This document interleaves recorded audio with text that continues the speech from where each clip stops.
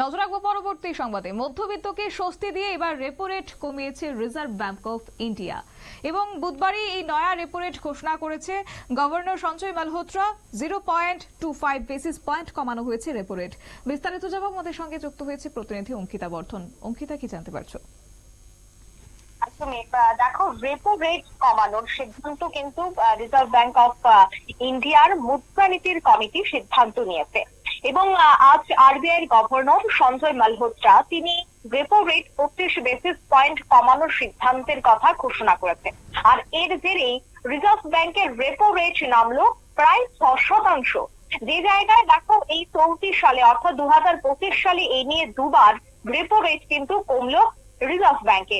এর আগে ফেব্রুয়ারি মাসে দেখা গিয়েছিল যে রেপো রেট 6.50% থেকে কমিয়ে 6.25% করেছিল আরবিআই।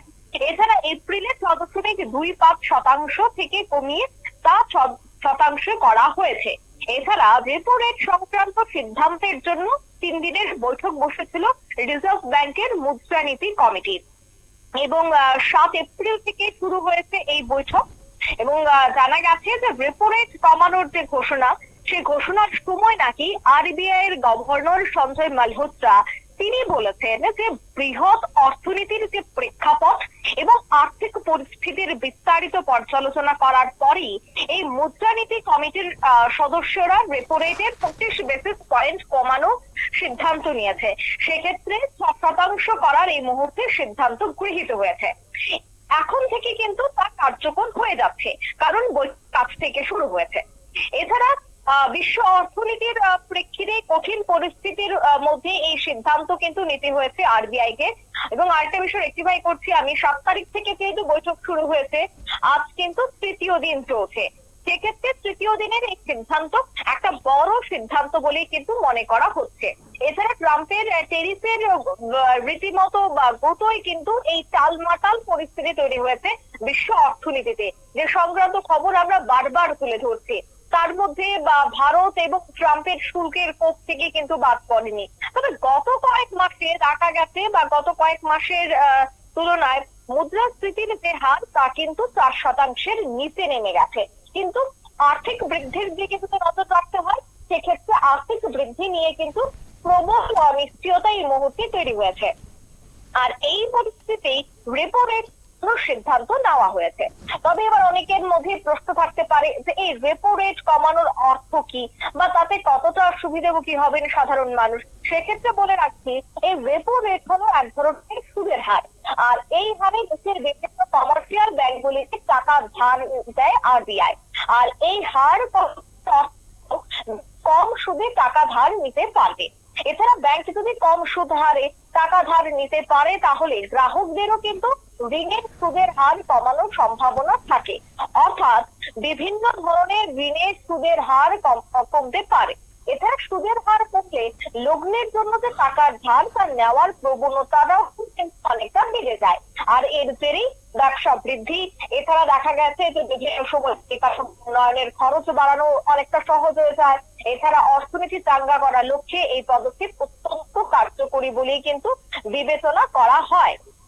অর্থাৎ শতাব্দী এই যে রেপো রেট তা কিন্তু এবার 0.25% কমানোর যে সিদ্ধান্ত রিজার্ভ ব্যাংকের, তাতে কিন্তু এবার শক্তি মিলবে। তবে এই রেপো রেট সংক্রান্ত সিদ্ধান্তের জন্য 3 দিনের বৈঠকে বসেছিল রিজার্ভ ব্যাংকের মুদ্রানীতি কমিটি। আর 3 দিনের এই বৈঠক অর্থাৎ 7 তারিখ থেকে শুরু হয়, 7 তারিখ থেকে আজ 9 তারিখ। অর্থাৎ এই যে 3 দিনের এই বৈঠক, এই 3 দিনের বৈঠকের মধ্যে কিন্তু সিদ্ধান্ত হয়ে যায় রেপো রেট কমানোর।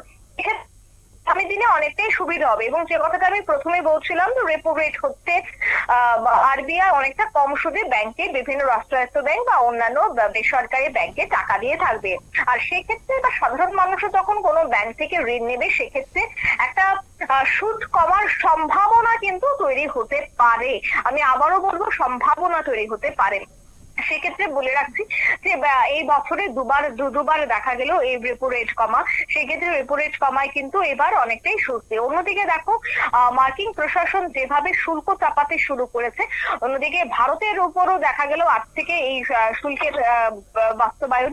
অন্যদিকে এই আজ থেকে যেভাবে শেয়ার বাজারে রক্তক্ষরণ শুরু হয়ে গেছে, শেয়ার বাজারে রক্তক্ষরণের মধ্যে এই সিদ্ধান্ত নেওয়াটা একটা খুবই চ্যালেঞ্জিং ছিল আরবিআই এর, কিন্তু এই চ্যালেঞ্জকে একেবারে মুখোমুখি রেখেই কিন্তু এই সিদ্ধান্ত নিয়েছে আরবিআই।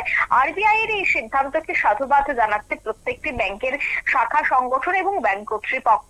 তবে এই যে শেয়ার বাজারে রক্তক্ষরণ, তার মধ্যে এই রেপো রেটের সংক্রান্ত এই খবর এই মুহূর্তে প্রকাশিত হওয়া এবং বিজ্ঞপ্তি জারি হবার পর কিন্তু কিছুটা হলেও স্বস্তিতে এবার রয়েছে লগ্নিকারীরা, ব্যবসায়ীরা। শতাব্দী।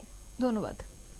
অর্থাৎ এই নিয়ে পরপর দুবার দফায় দফায় কমানো হয়েছে রেপো রেট, যেটা বিগত দিনে ছিল 6.25%, সেটা এই মুহূর্তে কমানো হয়েছে 0.25 বেসিস পয়েন্টে, এবং যার পরে রেপো রেট দাঁড়ালো 6%। যদিও মধ্যবিত্তের অনেকটাই স্বস্তি লাভ হবে এই রেপো রেট কমায়। নিয়ে নিয়েছি ছোট্ট একটি বিজ্ঞাপন বিরতির সঙ্গে থাকুন।